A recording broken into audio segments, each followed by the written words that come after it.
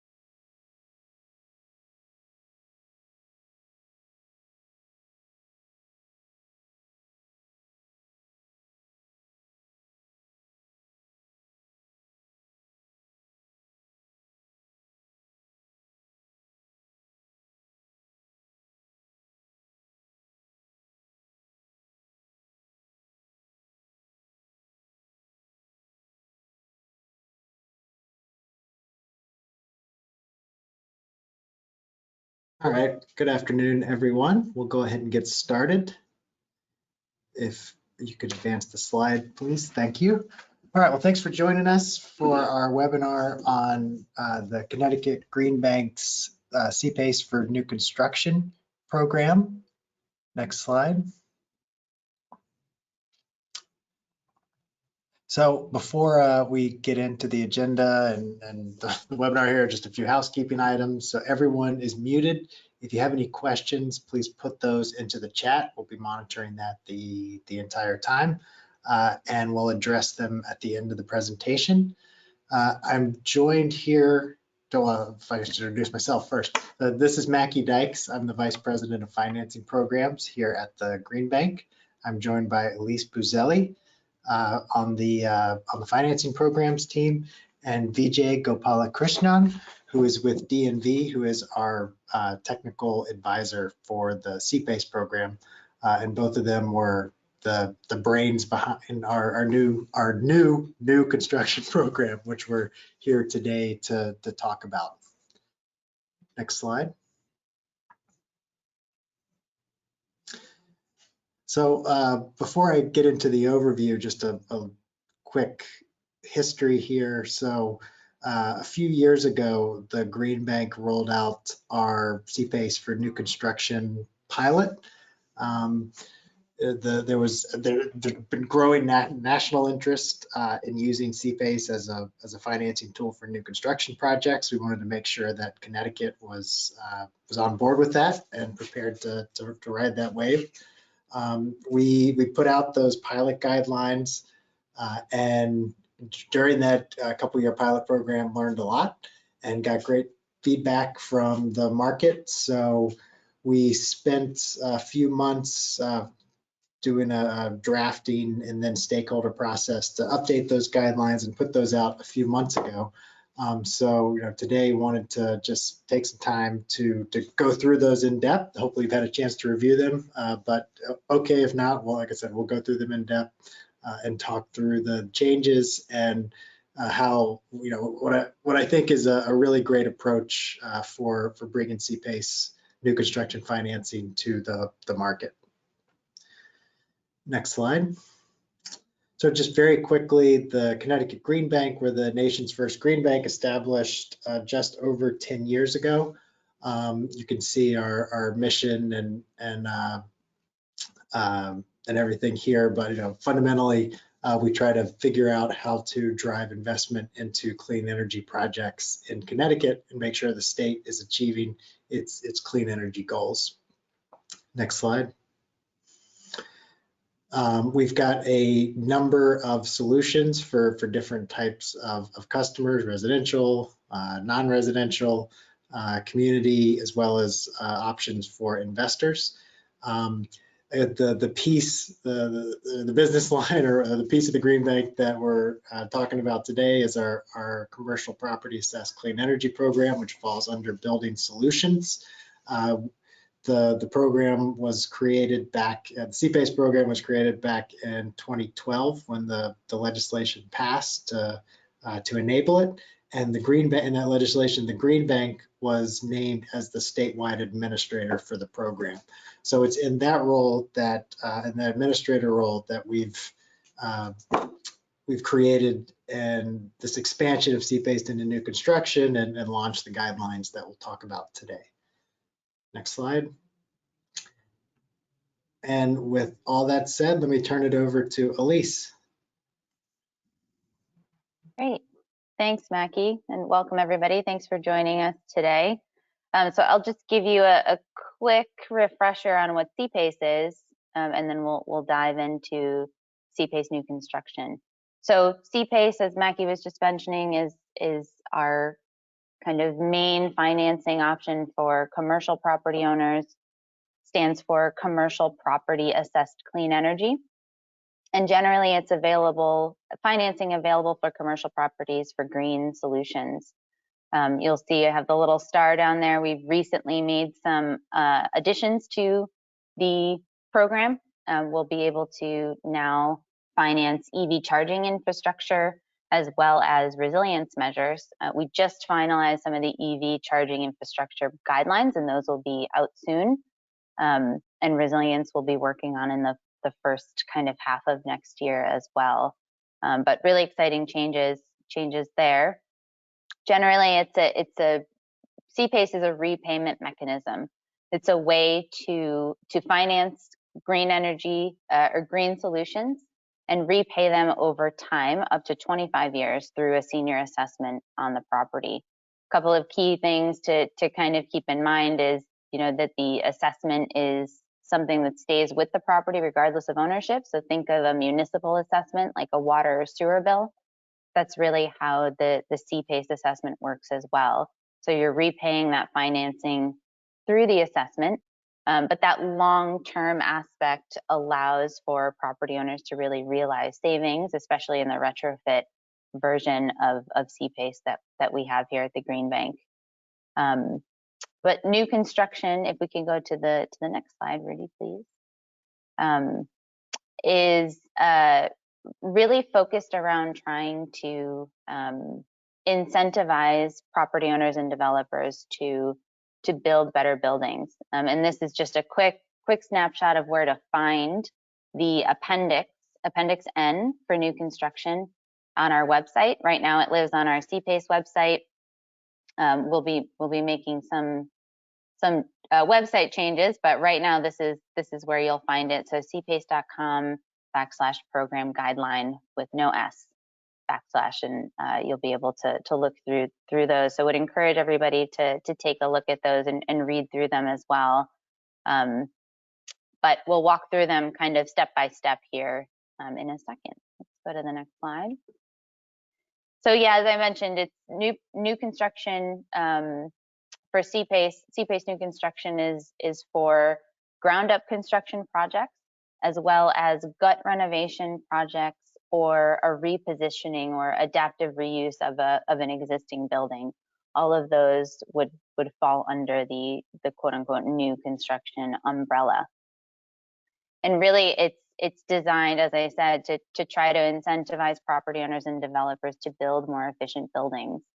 And we do that by incentivizing the property owner to build a building that is more energy efficient than what code requires, essentially. And we do that through two different paths, which we'll talk about here in a few moments. But basically, being able to review the efficiency of the entire building, come up with a percentage above code for what that building is or how we expect that building to perform. And then based on that percentage above code, we would determine the amount of eligible CPACE financing. We'll go to the next slide.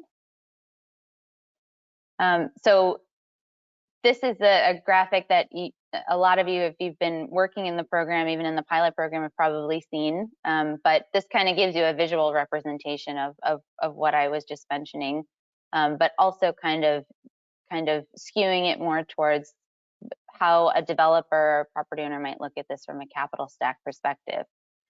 So in the middle here, you've got kind of the traditional capital stack, what a developer might be looking at when they're looking to build a new building or do a gut renovation. And then on the left, you've got the addition of CPACE. So as a lot of you that have been working with the CPACE program in the past already know, our rates tend to be a lot lower than some of the mezzanine or some of that kind of gap financing that you might get if you're looking to finish out your capital stack. So being able to use CPACE for a portion of that, anywhere from 20 to 35% of your total eligible construction costs, could really bring down the overall weighted average cost of capital, which makes a big difference.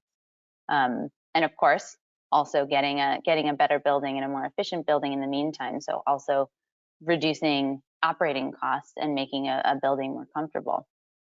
And then the option on the right here is potentially maybe adding to the overall capital stack, so increasing the total available capital. Maybe there's an aspect of the building design that you were hoping to include, but based on the money that you've raised so far and the capital stack that you've got, it's just not going to quite fit in. So maybe you have to value engineer that out. CPACE could potentially help you keep those nice energy efficiency aspects that you were hoping to include by potentially adding to the overall capital stack. Next slide, please, Rudy. And so I just mentioned 2 slides ago the total eligible construction cost, or the TECC. So you'll see this in the program guidelines. This is really how we're determining what percentage of CPACE financing will be available to you in terms of, what are we looking at as the base amount that we will then take a percentage of to approve for CPACE financing. So what we do is we look at the total construction budget. We deduct the ineligible costs, which I'll show you all in a second. And what's left over is the total eligible construction cost, or the TECC. So there's a simple example down there. Got $1 million construction budget. We're reducing it by $65,000 because those costs are not eligible for CPACE financing. And what you're left with, that $935,000, is your TECC. That $935,000, that's what we will look at after you do your whole building energy model or your HERS index rating, which we'll talk about in a second. But once you determine the percentage above code that your building will be operating at, we'll use that $935,000 as the amount that we'll take a percentage of to use for CPACE financing, or what will be eligible for CPACE financing. Next slide. And so this, instead of putting what is eligible, I decided to put what is not, because this is a much shorter list. Probably the biggest one is the costs related to land acquisition, that first point. So we can't finance that. You purchasing the land or purchasing the building that you're going to be renovating, that cannot be included in the CPACE financing. And a lot of these other ones are going to look familiar to the folks that have worked in CPACE in the past on the retrofit side. Plug-in equipment, things that are not permanently affixed to the property, are not eligible to be included in the TECC. Go to the next slide. And then this is just a quick kind of dummy version of what we would be looking for the construction budget. So this is how we will determine what that TECC will be. We do that, the Green Bank as the administrator, along with DNV as our technical administrator partner. We'll look at these and determine what those eligible costs are. So you'll see the first column are the items, all separated out by line here. And then the second column, those are all of the costs that are associated with them. Third column is what is actually eligible. So the very first one up at the top in this example, you've got purchasing of the land and the building in this case, and we have that as a 0 in the TECC column because we can't include that. There's also some notes. So for example, the tenant improvements, the highlighted in yellow option there, that's not super detailed, so we might ask for some additional information on that from the developer or the property owner to kind of understand what goes into that line item. Just in case there's ineligible things in there, we'd want to pull those out, but of course include the things that can be. So down at the bottom, you've got the total construction costs of just about 66 million, and you'll see that the TECC based on this budget is just under 60 million. So we're usually getting pretty close to that total construction budget, but again, that 59 million is what we'll use when we're determining the percentage of CPACE financing that you'll be eligible for, along with that percentage above code determination. Next slide, please. And so this is one of the new changes that we've made. Mackie mentioned we were operating under a pilot for a couple of years, but this is one of the big changes that we made. It used to be that you had to do a whole building energy model regardless of the property type. But recently, we worked with the utilities on this as well. We realized that for multifamily properties, they're required to do a HERS rating in order to get incentives. So what we were essentially in the old version asking multifamily properties to do is the HERS rating, which costs money, of course, and then also a whole building energy model to be eligible for CPACE financing. But we did a lot of research and a lot of work, DNV especially did, to determine that really we're getting to the same thing with both of these options. We're determining a percentage above code in terms of the energy use in the building. So that's really what we're trying to get at. So this new path for the HERS index rating, multifamily properties are eligible for this. There are a few exceptions to that, and those are listed in the guidelines. They're in the section, I think it's section 5 under the energy performance determination of the guidelines. If you look at part B for the HERS index multifamily path, you'll see the exceptions to that.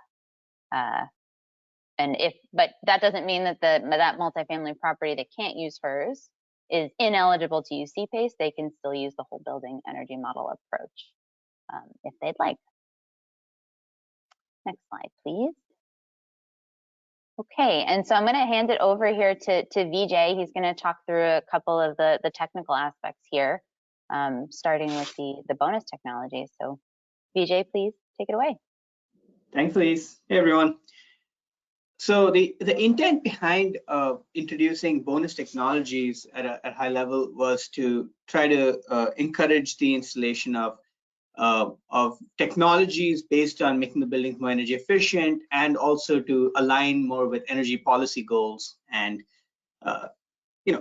upcoming technologies or emerging technologies. So to that effect, what we did is, if any 2 out of these technologies are installed, you're eligible for an additional 5% on top of the base financing eligible amount, which Elise will go over a little later in the table. And if you install 4 out of these technologies, you're eligible for an additional 10%. So essentially, it's like a, as the name suggests, a bonus on top of the standard eligibility for financing. So I'll go over the technologies a little bit and just talk about them a little. Some of them are self-explanatory. For example, the electric vehicle charging stations, as long as they're level 2 or better, they can be included as a bonus technology. Battery storage systems, as long as they're behind the meter and sized appropriately for the building or the project, are eligible for as a bonus technology. High efficiency heat pumps, and how we define high efficiency is just better than code. And as long as they're facility wide, not just specific spaces in the facility, but across the facility of high efficiency heat pumps, that's a bonus technology. Network lighting controls, again, facility wide, are bonus technology. Now they have to be network, which is a kind of key part of this, because you could have, occupancy and daylighting controls or high-end trim controls, things like that installed, but specifically we're looking for network lighting controls, and the DLC website has a lot more detail on this. And if you have any questions for any of these, you feel free to reach out to us and we can provide a lot more context. Hardwired smart plug load controls. So some of these smart plug load controls are required by code, but what we're hoping for is to be beyond what code requires, but also to make sure that they're not just the plug-in smart plugs, but they're actually hardwired. So that's a key part of this technology. Heat pump water heaters, again, that's fairly self-explanatory, but heat pump water heaters that are facility-wide would definitely be considered bonus technology. Passive window shading systems, sized appropriately, and so I'll talk a little bit about this. So we're really looking for beneficial heat gain in the winter and reduced heat gain in the summer through these passive shading systems. And in terms of sizing, we can provide more written guidance on this as required, but essentially we're looking for the eastern, western, and southern faces to be covered by these shading systems for the most part, at least 75% of those three orientations. The northern face doesn't necessarily have to be included because really from a beneficial heat gain perspective, it's not critical.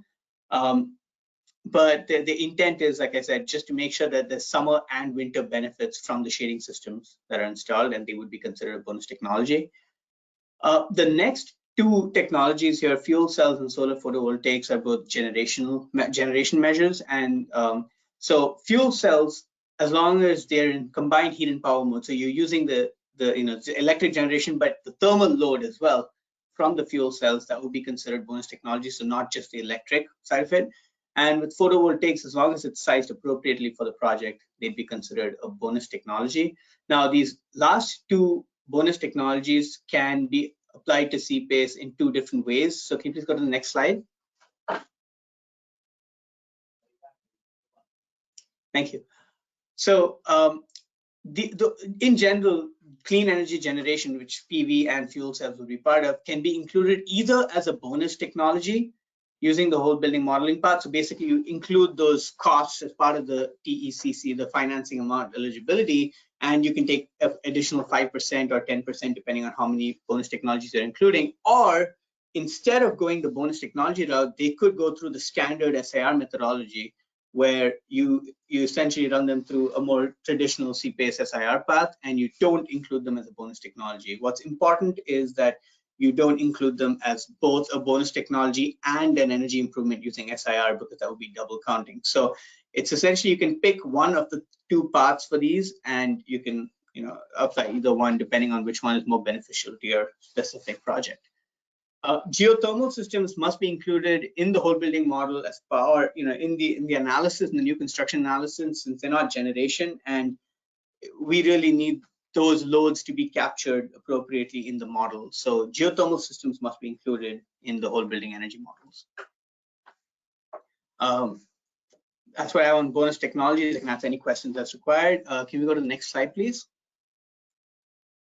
Net zero. So we do have a path by which essentially 35% of the total eligible construction costs can be financed through CPACE, and how we define a net zero design project here is based on the New Building Institute guidance. So specifically, it's climate zone 5A.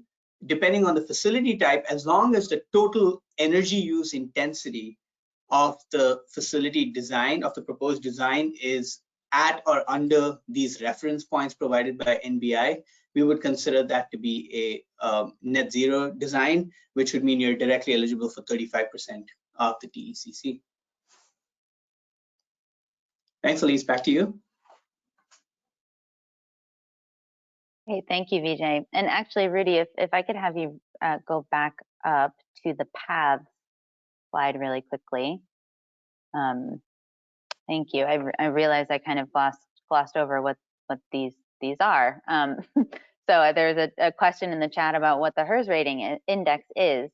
So apologies for that, but really these two paths are, as I mentioned, ways to determine the required levels of energy performance above code. So the whole building energy model, that's as the name suggests, it's a model of the energy usage for the entire building as it's designed.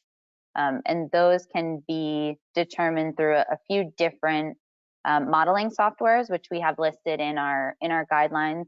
You don't have to use those. I think there's 4 of them that are listed in there. You don't have to use those. If you have another option that you'd like to use, please let us know. Just we'll work with DNV to make sure that it's appropriate for the information that we need to get out of that.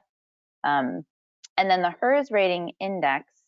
HERS stands for Home Energy Rating System, and essentially, I'll give you kind of the high level version of what this is. But essentially, what the HERS raters are doing is they're looking at the individual multifamily units, so the individual living units, and doing an analysis on the energy use or the energy use in that particular unit. What they do, instead of doing that analysis for every single unit, they go through and they find the different unit types. So let's say you've got a 300 unit multifamily property, and there's 10 different unit types.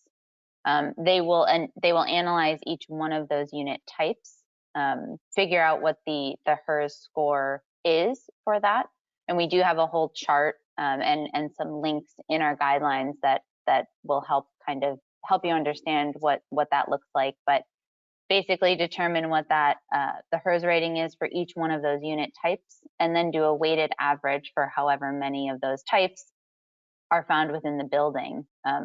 Add all of those weighted averages together, or add all of those averages together to come up with a weighted average and an overall HERS index score for the property. And again, those scores with HERS, the lower the score, the better. And those really do pretty much equate directly to what a whole building energy model would do in a commercial building, where it's giving us that energy performance and a percentage of, what percentage above code it would fall at. So I hope that helps the question there. Thanks, Rudy. So let's go back down, I think, to, yes, this one. Great. So there are 2 tables in the guidelines. I think they are in, let's see, in section 7 of the guidelines. There's a table here, table 1 for the whole building energy model path. There's also a much more lengthy and seemingly complicated version for the HERS index ratings as well. So I just chose to show you guys this one and for expediency purposes and for simplicity. But essentially what you're seeing here in the first column is the code year, the IUCC code year. In October of this year, we moved over from our previous version of energy code in Connecticut, which was the 2015/2018 code, over to the 2021 code. So really that's kind of the base for what percentage above code we'll be looking at in your whole building energy model or your HERS rating. And Vijay can correct me here, but I believe that is the code year is going to be based on when the permits were pulled for construction. That's how the energy code year is determined. So basically, whenever you pulled those permits, will determine what energy code year you need to fall under.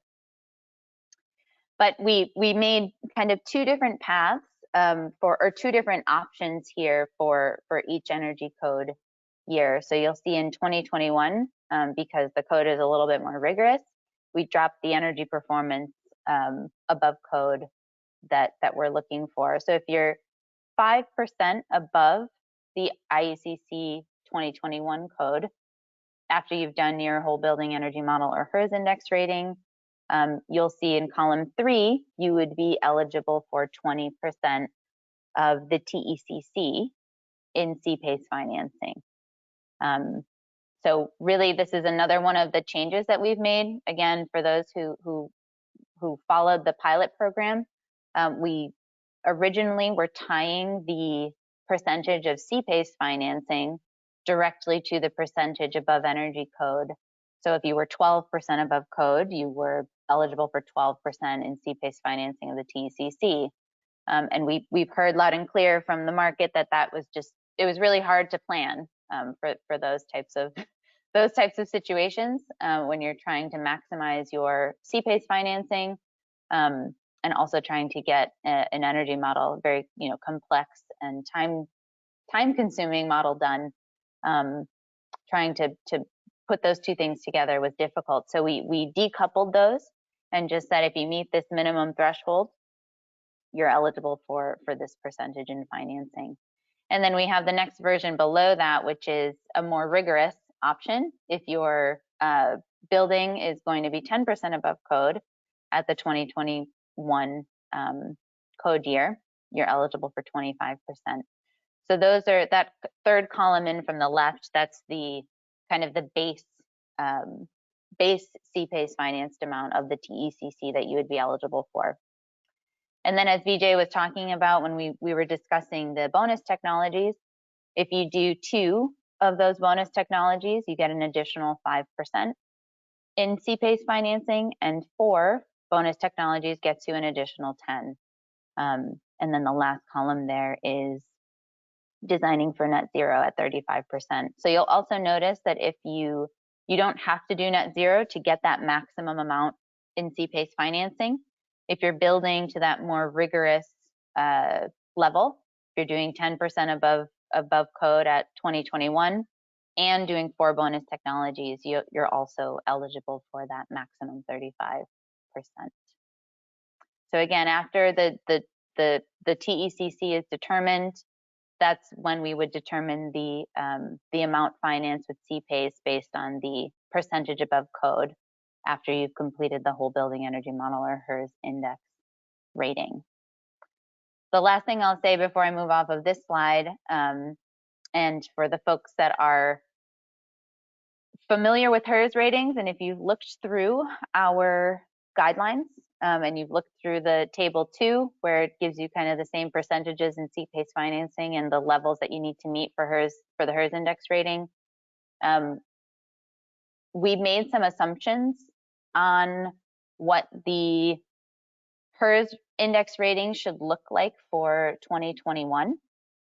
And it seems like we overshot those a little bit. So we did put a little asterisk in there that said that they were estimates, and the market has immediately let us know that those numbers are not quite achievable. So we are going to be revising that. So I don't want anybody to panic if you look at those numbers and think that they're just never going to work for you. We are kind of doing some research, and DNB is helping lead on that with us, just to make sure that we get those numbers right, because of course we want to make sure that this program is usable and that the numbers match up with what you're actually seeing, and that they match up with the actual intent of certain percentages above code in terms of the energy use. So if you look at those and they seem out of whack, just know that we're currently reviewing that, and we'll most likely have some revised numbers very soon. So stand by on that. All right, next slide. Okay, so now we've kind of gone through all of the different aspects of the guidelines. So now the next question, I'm sure, is what do I do to get started? Generally, it's, is this property going to be eligible for CPACE? That's always number one. Is it a commercial property? Is it a multifamily property? Is it a nonprofit property? Whatever it might be. So determining that general eligibility. And then the next step is to find an eligible CPACE capital provider. having a conversation with a capital provider, along with the Green Bank as the administrator, at the get-go. The sooner you can get all of us involved, especially your capital provider, the better.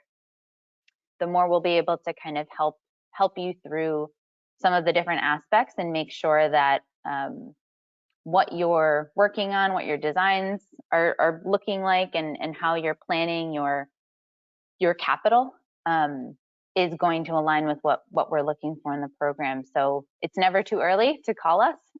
Call us as soon as you think that you might have an opportunity, or if you're exploring, you know, some of your options, definitely just give us a call. Mackie mentioned at the very beginning that we are the administrator of the CPACE program, and we also lend in the program as well.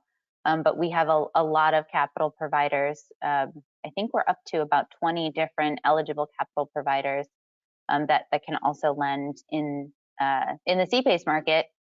So certainly lots of different options in terms of folks to work with on the financial side. And then, so once you've kind of got those, the next thing would be to determine which path you're going to use. Really, this is for multifamily properties. If you're a commercial property, the whole building energy model path is the way you're going to go. But for multifamily, it's kind of determining whether you're eligible to use the HERS path or not. And then the next thing that we'll want to do pretty early on, I think, from all angles, is to determine that TECC, the total eligible construction cost. So getting us over that budget, and letting us kind of take a look, even if it's preliminary, it's helpful to kind of know what can and can't be included as early as possible, so the developer, the property owner, understands where those gaps are and how CPACE can fill them. And then, of course, a little bit further down the road is when we would determine the financing eligibility. And that would be, again, based on the TECC determination, as well as the energy performance above code determination. So, you know, what that whole building energy model or the HERS index rating will tell us. And then the rest of this, kind of 6 through 10, technical and financial underwriting, the requirement of lender consent, closing, disbursements, repayment, all of that's going to be pretty similar to what the folks that have been working in our retrofit program are used to. We do still need to get lender consent. CPACE is even with new construction, is still a senior assessment, so something to keep in mind. It's, you know, still a conversation we'll have to have with the or that the property owner will have to have with our support with their senior lenders. Okay, I think next slide. Yeah, okay, that is all we've got. We've got a good amount of time here for questions. So if you have any questions, please put those in the chat, and Rudy can read those out for us, and Vijay and Mackie and I will answer as best we can.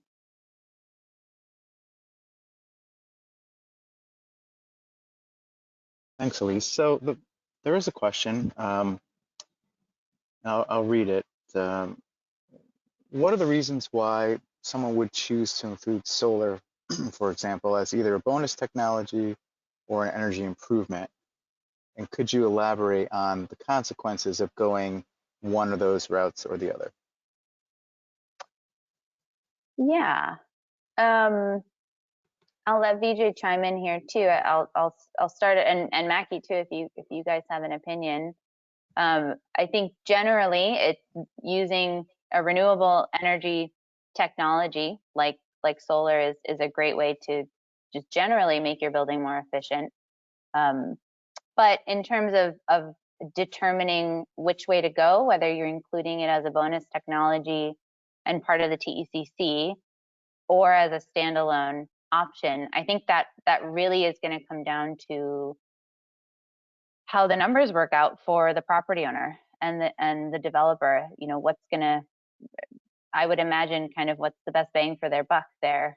Is it going to be more beneficial to finance up to 100% of it with our traditional SIR route and not include it in the model and the TECC? Maybe that would get them, closer to the goal of rounding out their capital stack the way that they'd like it to look. Or maybe it makes more sense to add it into the TECC and get an additional, maybe that's what tips it over to get those 2 bonus technologies, or the 4 to get the additional 5 or 10% in overall financing. So I think it's really dependent on, what the property owner is looking to do. I don't know if Mackie or VJ have anything to add, but that would be my opinion on that. So it sounds like case by case assessment, and you guys would help folks Absolutely. figure that out, right? Absolutely. Yeah, this is Mackie. I think, as Elise said, it just comes down to the numbers. So for instance, let's say you got a $100,000 solar project.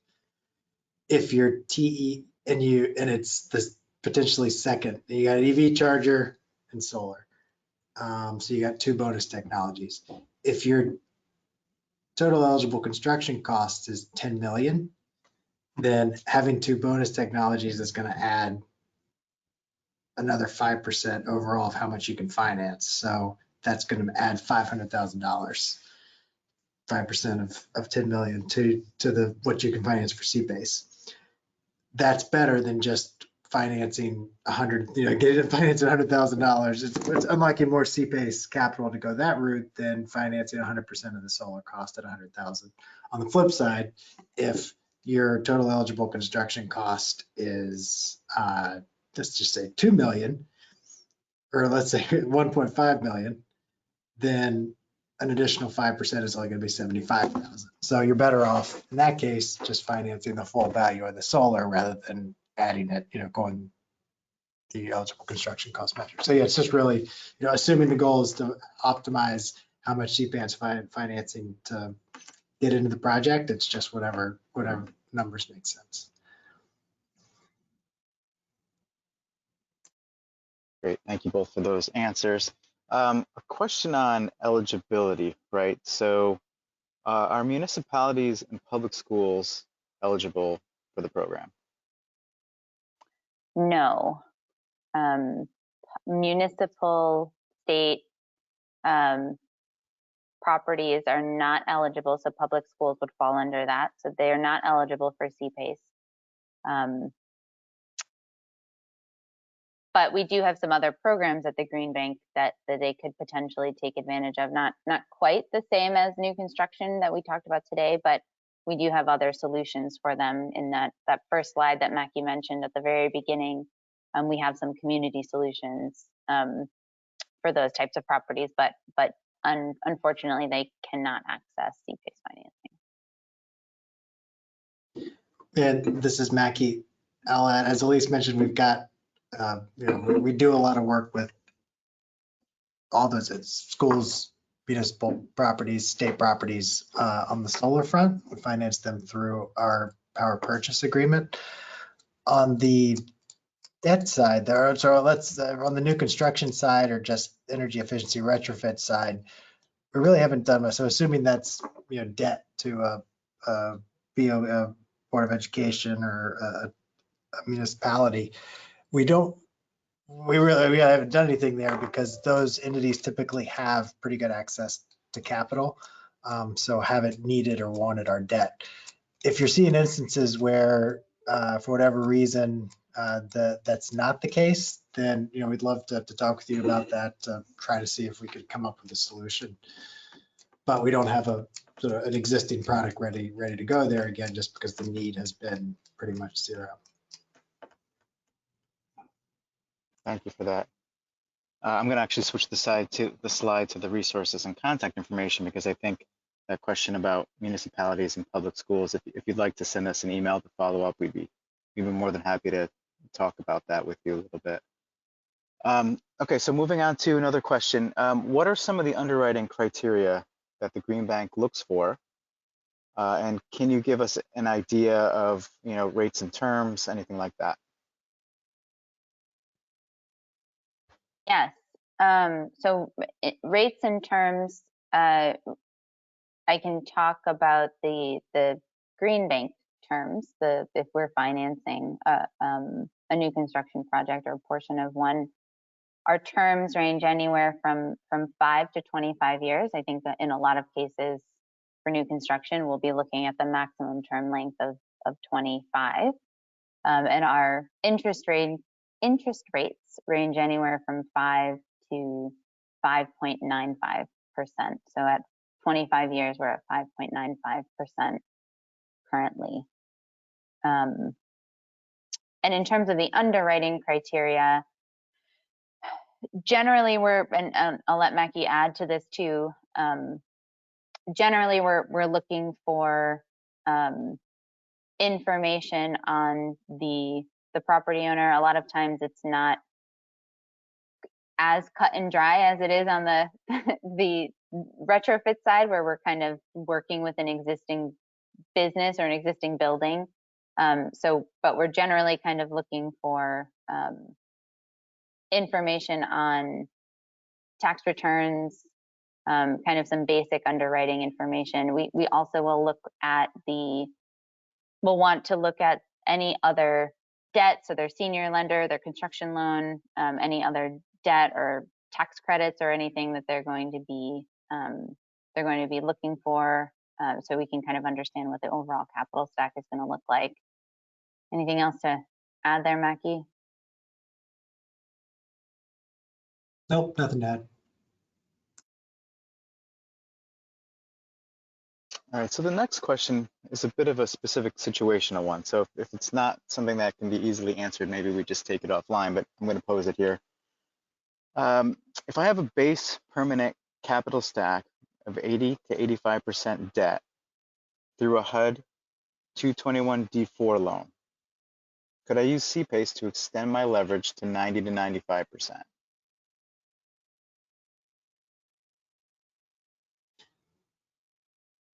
I would say that's going to depend on the lender.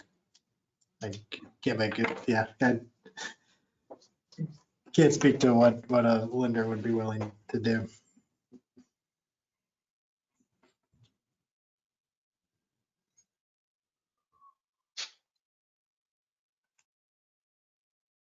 So that would be based on who the CPACE capital provider is.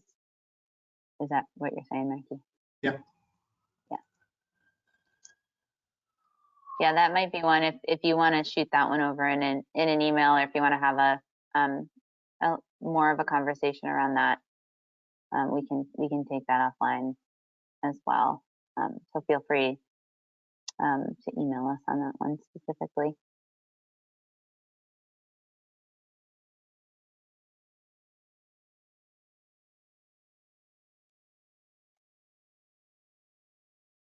All right, so last call for questions, folks. I don't see any other ones here.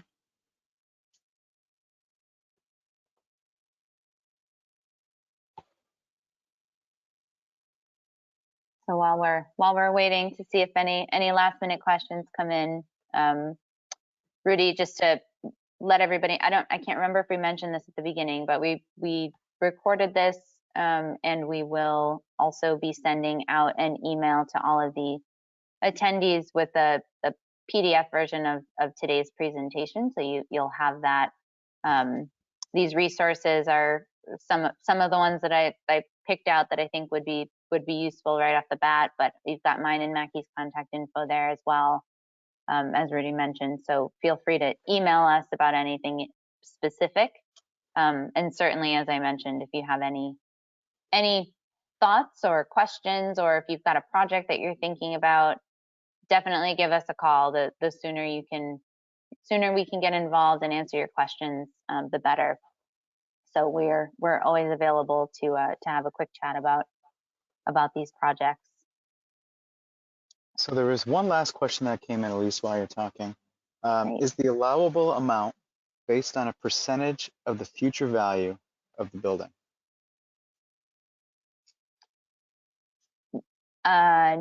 No. No, I think the question there is if the CPACE, the way I'm hearing that is, I think, is the CPACE amount, financed amount, based on the as stabilized loan to value, I think. So no, what we're looking at is the construction costs. So we'll go through that TECC determination process where we look at the construction budget and we take a percentage of that. That TECC is the kind of the base that we'll use to take a percentage of for your total CPACE financing, and that financing percentage will be determined by the energy performance above code. I hope that answers the question. Yep, I think that's perfect, Elise. Thank you.